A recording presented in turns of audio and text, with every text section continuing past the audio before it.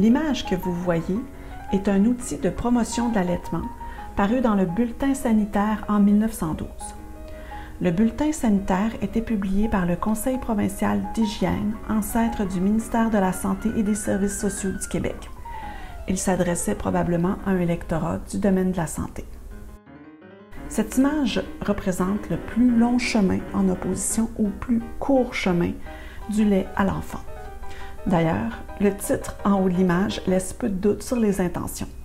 Donner le lait de la mère à l'enfant, laisser le lait de la vache à son petit. Alors qu'on croit que les campagnes de promotion de l'allaitement sont le propre de notre société actuelle, il n'en est rien. Dès la fin du 19e siècle, les intervenants du domaine de la santé étaient à pied d'œuvre. Dès le milieu du 19e siècle, l'industrialisation et l'immigration, entre autres, entraînent une convergence de la population vers les villes de Québec et de Montréal principalement. L'urbanisation du 19e siècle rime avec promiscuité des populations, pauvreté et infrastructures sanitaires déficientes. Cela entraîne une augmentation importante des taux de mortalité infantile. D'ailleurs, elle devient très préoccupante à partir du moment où les autorités sanitaires des villes récoltent des données statistiques sur les phénomènes démographiques. Au milieu du 19e siècle, à Montréal par exemple, on estime que le taux de mortalité infantile chez les Canadiens français est 1,5 fois plus élevé que chez les protestants et les Irlandais catholiques. Bien que les méthodes de collecte de l'information soient irrégulières et peu fiables, les taux sont suffisamment alarmants pour que les médecins se questionnent sur les causes possibles de décès et sur les moyens d'y remédier. La principale coupable de la mortalité infantile, c'est la diarrhée. Elle est trop souvent causée par les laits animaux, principalement de vaches, ou par l'introduction de la bouillie, elle-même composée de lait de vache. Au début du 20e siècle, les médecins reconnaissent avec beaucoup de certitude que le recours au lait de vache est le principal responsable de la mortalité par diarrhée. 70% des enfants qui habitent la ville sont nourris au lait de vache, selon ce qu'on peut lire ici. Et ce lait est facilement contaminé, comme le met en lumière cette image. En partant du pis de la vache jusqu'à la bouche de l'enfant, on tente de démontrer tous les risques de contamination de ce mode d'alimentation. La traite des vaches n'est pas effectuée de façon hygiénique et la vache elle-même peut être porteuse de maladies comme la tuberculose.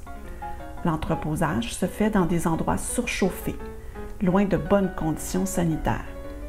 Les contenants servant au transport ne sont pas adéquatement désinfectés ou tout simplement pas désinfectés du tout. Le transport par train peut prendre de quelques heures à une journée et demie. La distance à parcourir entre la ville et les milieux ruraux peut être très grande. Pendant ce temps, le lait n'est pas réfrigéré. Lors de la vente, le lait peut avoir été préalablement dilué avec de la craie ou de l'empois. On lui ajoute aussi du formol ou du carbonate de soude pour le conserver plus longtemps. Dans les familles pauvres, le lait peut être coupé d'eau, elle-même contaminée, et conservé à température ambiante, faute de glace. Et que dire du biberon dans lequel le lait sera offert à l'enfant?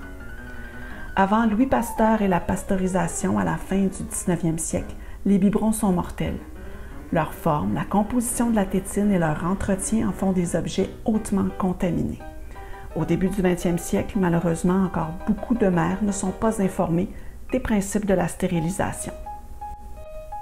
Pour leur part, on peut lire que les avantages de l'allaitement sont que le lait est pur, frais, hygiénique et sans germes, ce qui en fait le mode d'alimentation le plus sécuritaire. Quel sera l'impact de campagnes de promotion de l'allaitement comme celle-là sur les taux de mortalité infantile? Difficile à dire. Au début du 20e siècle, les avancées scientifiques s'accélèrent et plusieurs facteurs sont à considérer.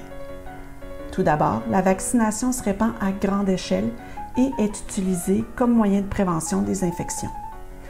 Aussi, la pédiatrie, nouveau champ de la médecine, prend son envol. D'ailleurs, l'hôpital Sainte-Justine, fondé en 1907, sera et est encore un acteur majeur dans ce domaine au Québec. Finalement, l'éducation des mères sur les principes de la désinfection et de la stérilisation sera au cœur de l'émergence de cliniques communautaires comme les gouttes de lait. Le fait est qu'au final, les taux de mortalité infantile diminuent enfin.